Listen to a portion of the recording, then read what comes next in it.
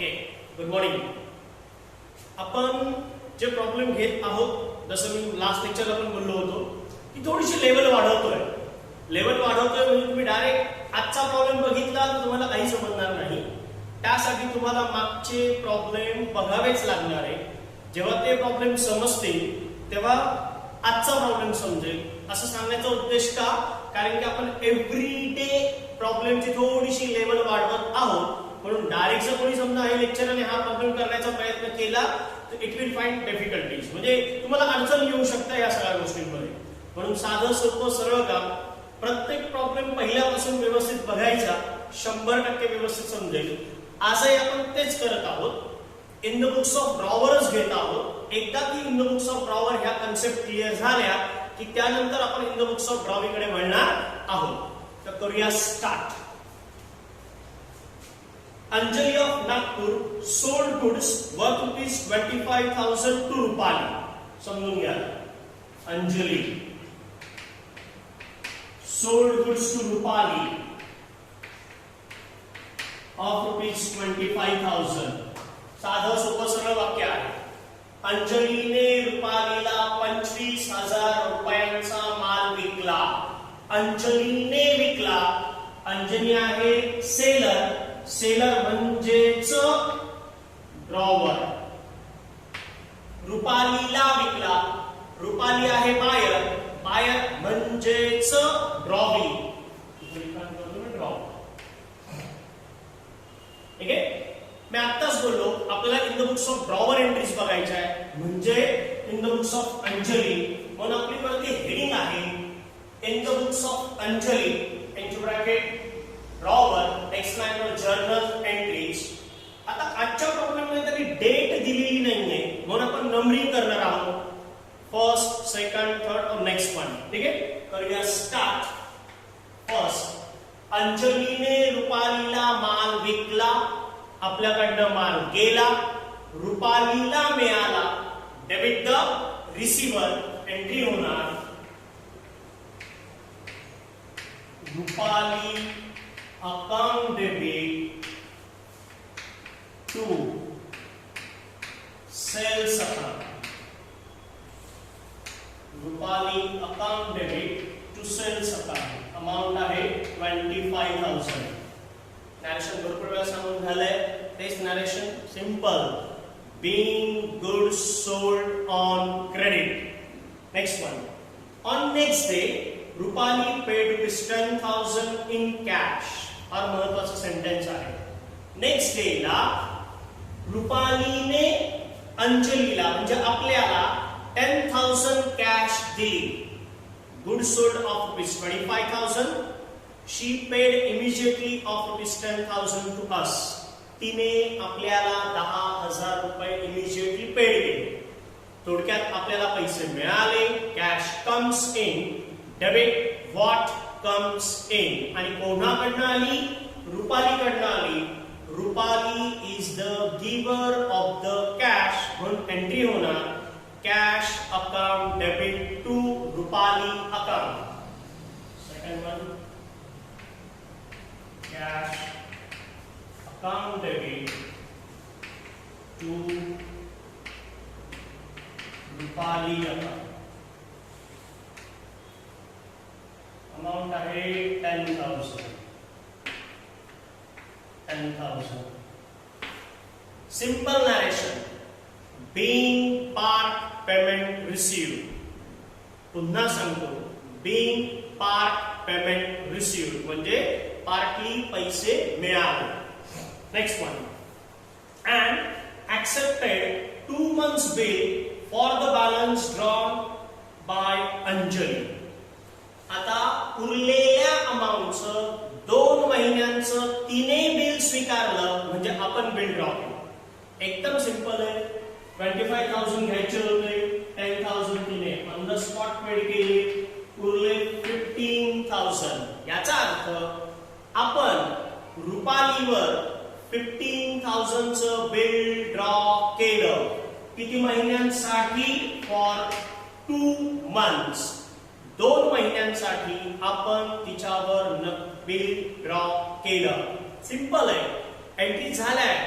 आपण bill draw केलं, तिच्याकडे पाठवलं, तिच्याकडे म्हणजे रुपालीकडे पाठवलं, रुपालीने ते एक्सेप्ट केलं अँड रिटर्न टू अस, आणि आपल्याला तिने ते परत केलं, म्हणजे आपल्याकडे बिल आलं. नॉर्मल एंट्री होणार बिल ड्रॉची, bill receivable account debit to Rupali account, amount आहे 15,000. पुन्हा एकदा सांगतो, 25,000 रुपयांचा माल विकला, इमिजिएटली 10,000 रुपये दिले, उरले 15,000, म्हणून आपण बॅलन्सिंग अमाउंटचं बिल रुपालीवर ड्रॉ केलं. नॉर्मल एंट्री होणार bill receivable account debit to Rupali account, amount आहे 15,000. नॅरेशन लिखाण केले आतापर्यंत, पुन्हा तेच सांगतोय. Being bill drawn for 2 months. I repeat, being bill drawn for 2 months. Next one. काय सांगते आता? Anjali discounted bill at 12% per annum. अंजलीने बिल डिस्काउंट केलं. लास्ट प्रॉब्लेम मध्ये आपल्याला डिस्काउंटची अमाउंट ऑलरेडी दिलेली होती. आज आपल्याला डिस्काउंट हा अमाउंट मध्ये नाही दिलाय, तर पर्सेंट मध्ये दिलाय. पुन्हा वाचतोय, Anjali discounted bill at 12% per annum with her bank. तिने तिच्या बँकेमध्ये बिल डिस्काउंट केलं, जो रेट आहे 12% पर एनम. मग आपण आता डिस्काउंट कॅल्क्युलेट करणार आहोत. प्रत्येकाचं लक्ष असेल, ही आहे आपली वर्किंग नोट, इथं लिखाण असेल इंटरेस्ट. तेव्हा सुटसुटीत लिखाण करायचं तर आपण वरती स्टार टाकायचा. आता ही वर्किंग नोट कुठे लिखाण करायची हे समजून घ्या. साधारणतः 1.5 पेज सोडायचं. 1.5 पेज सोडल्यानंतर, इथून स्टार्ट केल्यानंतर 1.5 पेज सोडायचं, त्यानंतर स्टार टाकायचा, वरती हेडिंग द्यायची वर्किंग नोट, आणि वर्किंग नोट मध्ये वाटलंच तर याला 1 नंबर द्या, म्हणजे अजून सोपं काम होईल. पहिली वर्किंग नोट ते म्हणजे कॅल्क्युलेशन ऑफ इंटरेस्ट. प्रत्येकाचं लक्ष असेल, पहिल्यांदा कॅल्क्युलेट करतोय, व्यवस्थित समजून घ्या. आता इंटरेस्ट कॅल्क्युलेट करताना आपल्याला 3 फॅक्टर्सची आवश्यकता असते. इंटरेस्ट कॅल्क्युलेट करताना आपल्याला 3 फॅक्टर्सची रिक्वायरमेंट असते. पहिलं अमाउंट ऑफ बिल. इथे बरेच विद्यार्थी कन्फ्यूज होतात, गडबड करतात. ते म्हणजे काय? हे जे पहिलं आहे ना, 25,000 चा माल विकला, तर सगळे घाई गडबडीत 25,000 घेऊन मोकळे होतात. आपल्याला बिलाचा डिस्काउंट काढायचा आहे, म्हणजे सेलचा नाही. बिलाची अमाउंट आहे 15,000. मग इथे लिखाण करतो मी अमाउंट ऑफ बिल. लक्ष आहे प्रत्येकाचा पहिला फॅक्टर. जसं मी बोललो की 3 फॅक्टर लागणार आहे. पहिला factor amount of bill into दुसरा पॉइंट आहे रेट. रेट म्हणजेच काय? थोडक्यात rate of discount. I repeat, rate of discount. जसा आपल्या प्रॉब्लेम मध्ये 12% पर एनम आहे, that is rate of discount. आणि त्यानंतर पुढचं आहे पिरियड. आता बिलाचा पिरियड किती महिन्यांचा आहे? That is for 2 months.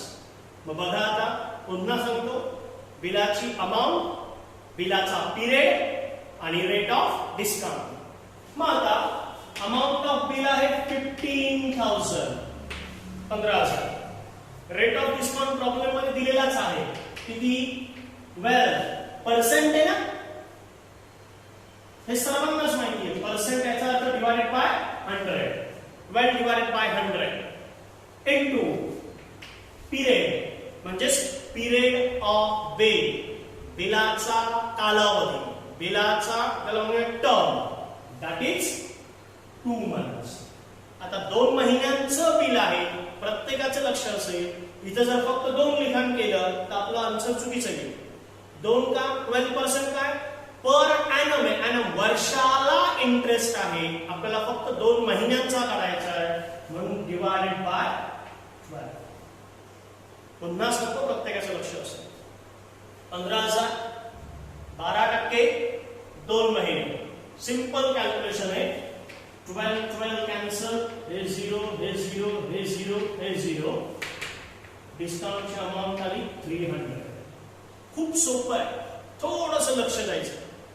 पहिल्यांदा होत आहे आज म्हणून मी पुन्हा सांगतोय डिस्काउंट कॅल्क्युलेट करताना 3 फॅक्टरची आवश्यकता असते. एक तर म्हणजे बिलाची अमाउंट, रेट ऑफ डिस्काउंट आणि तिसरं म्हणजे पिरियड. कॅल्क्युलेशन केलं अमाउंट आली 300. आता बिल डिस्काउंटेड इनटू बँक याची normal entry. When bill discounted into bank entry होते bank account debit, discount account debit to bill receivable account.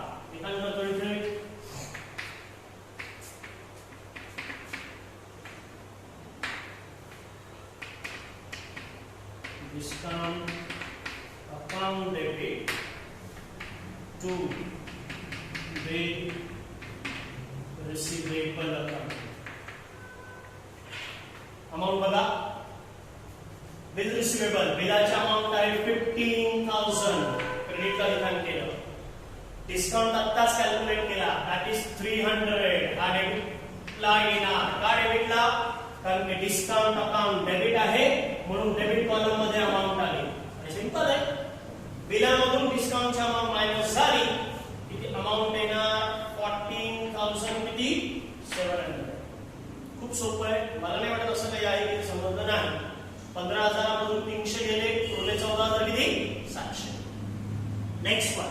आता काय सांगतात बघा. Before due date Anjali find herself unable to make payment of bill. Request Anjali to renew it.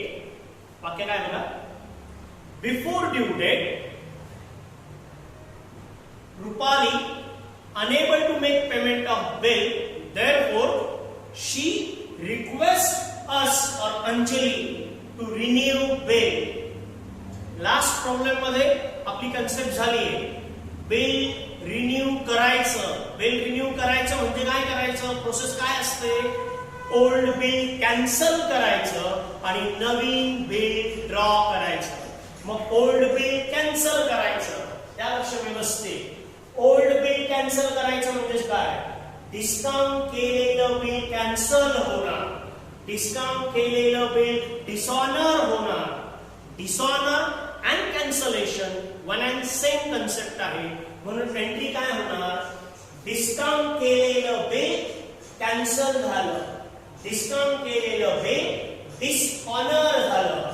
म्हणजे entry होणार drawee account debit to holder account. Drawee आहे रुपाली म्हणून मी इथं लिखाण करतो Rupali account debit to holder. Holder म्हणजे कोणाकडे बिल आहे? बिल आपण डिस्काउंट केलं होतं म्हणून बँकेकडे बिल आहे. इथे ना टू बँक अकाउंट. नंबर आपला कंटिन्यू होणार 5. Amount of bill 15,000 15,000. पुन्हा सांगतो. बिल कॅन्सल करायचं रिन्यू करायचं म्हणजे काय? किंवा असं म्हणूया बिल रिन्यू करायचं म्हणजे काय करायचं? प्रोसेस काय असते? ओल्ड बिल कॅन्सल करायचं आणि त्याच्या ऐवजी नवीन बिल ड्रॉ करायचं. ओल्ड बिल काय करणार आपण? कॅन्सल करणार आणि नवीन बिल ड्रॉ करणार. पण नवीन बिल ड्रॉ करताना काय काय कंडिशन्स आहेत त्या बघूया. पण तत्पूर्वी याचं नॅरेशन काय आहे? Being discounted bill cancel. बहुतेक याचं नॅरेशन पण सांगायचं राहिलं माझं. याचं नॅरेशन काय आहे? Being bill discounted into bank. याचं नॅरेशन काय आहे? Being discounted bill cancel. Dishonour शब्द वापरायचा नाही. कन्सेप्ट वेगळे आहे. डिसऑनर आणि कॅन्सल, कॅन्सल म्हणजे रिक्वेस्ट करून कॅन्सल करतो म्हणून त्याला म्हणतो आपण कॅन्सलेशन. काय कंडिशन आहे बघूया पुढे काय सांगत आहे बघा. Anjali renew it. Anjali accept proposal on condition that. अंजलीने प्रपोजल ऍक्सेप्ट केलं पण कंडिशन टाकली. काय कंडिशन टाकली बघा. Rupali should pay 5000 in cash. फार महत्वाचं आहे. जेवढे पैसे घ्यायचे तिच्याकडनं त्यापैकी 5000 रुपये काय दे, कॅश दे. And accept a new bill. आणि उरलेल्या अमाऊंटचं नवीन बिल ऍक्सेप्ट कर along with interest of ₹200 for balance. आता आपली सेकंड वर्किंग नोट आहे. Calculation of new bill. आता कॅल्क्युलेशन ऑफ न्यू बिल इथं लिखाण करतो मी आता.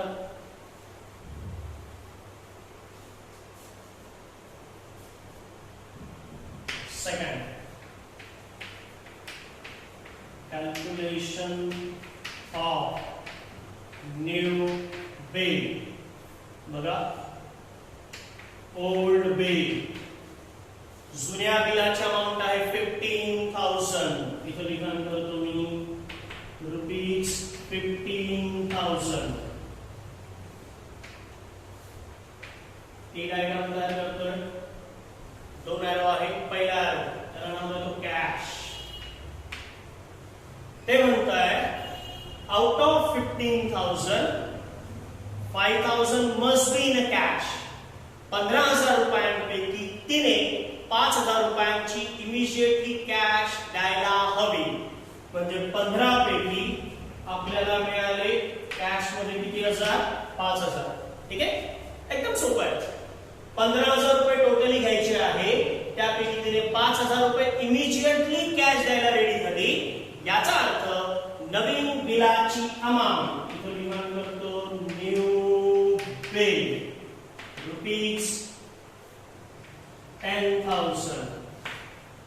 खूप सोपं आहे, प्रत्येकाचं लक्ष असेल, फार महत्वाचं आहे. 15,000 रुपयांचं जुनं बिल आहे, त्यापैकी 5,000 रुपयांची लगेच इमिजिएटली कॅश मिळणार आहे. म्हणजे नवीन बिलाची अमाउंट असणार आहे 10,000 रुपये. सिंपल आहे. 15 मधून 5 गेले, उरले किती, 10. पण पुढे आणखी एक वाक्य आहे. ते वाक्य काय सांगतोय, accept new bill for 1 month along with interest for the balance. पण फक्त 10,000 रुपये घ्यायचे नाही, तर त्या 10,000मध्ये आपल्याला तिच्याकडनं 200 रुपीज ऍज अ इंटरेस्ट मिळणार आहे. 200 ऍज अ इंटरेस्ट मिळणार आहे. म्हणजे इथे ना ₹200 इंटू ब्रॅकेट समजण्यासाठी लिखाण करतो interest. New bill amount ₹10,200. I repeat, new bill amount of ₹10,200. Okay. आता नेक्स्ट वन. एकदा की बिल कॅन्सल केलं, कॅन्सलेशन नंतर पहिली एंट्री असते ते म्हणजे इंटरेस्ट रिसिवेबल. पुन्हा सांगतोय, एकदा की बिल कॅन्सल केलं, कॅन्सलेशन नंतर पहिली एंट्री असते इंटरेस्ट रिसिवेबल. आपण रॉबर आहोत, आपल्याला इंटरेस्ट मिळणार आहे, तो आपला इन्कम आहे. रूल सांगतोय नॉमिनलचा, credit on income and gains. म्हणून एंट्री होणार Rupali account debit to interest account. Amount आहे 200. नॅरेशन नंबर आहे 6. Narration being interest receivable. आपल्याला इंटरेस्ट मिळणार आहे, मिळालेला नाही. म्हणून सेंटेन्स काय, नॅरेशन काय, बीइंग इंटरेस्ट रिसिवेबल. पुन्हा एकदा सांगतोय, कॅन्सलेशनची एंट्री केल्यानंतर फर्स्ट एंट्री असते ती म्हणजे इंटरेस्ट रिसिवेबल.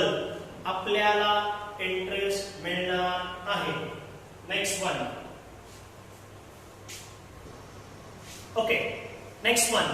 पुन्हा सांगतो की कॅन्सलेशनची एंट्री झाल्यानंतर पहिली एंट्री असते इंटरेस्ट रिसिवेबल, जी आपण ऑलरेडी केलेली आहे. Drawee account debit to interest account. Next one. T diagram वर लक्ष असेल प्रत्येकाच्या. आता काय आहे, इंटरेस्टच्या एंट्री नंतर आपल्याला पैसे मिळणार आहे. किती पैसे मिळणार आहे? 5000 इमिजिएटली. पार्ट पेमेंटची एंट्री आपण आधीच केली सेकंड किंवा थर्ड नंबरची. ते म्हणजे आपल्याला पार्ट पेमेंट मिळालेलं आहे. कॅश कम्स इन, एंट्री होणार cash account debit to Rupali account. It's 5000. Narration. Being part payment received.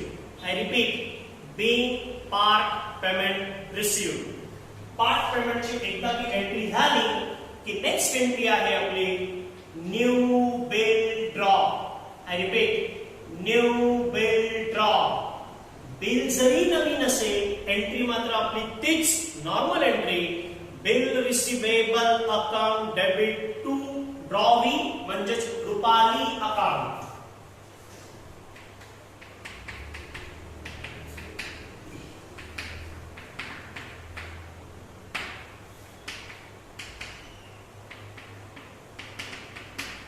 Rupali account. Amount वर थोडं कॉन्सन्ट्रेट करायचं. 10,000 plus 200 interest is equal to 10,200.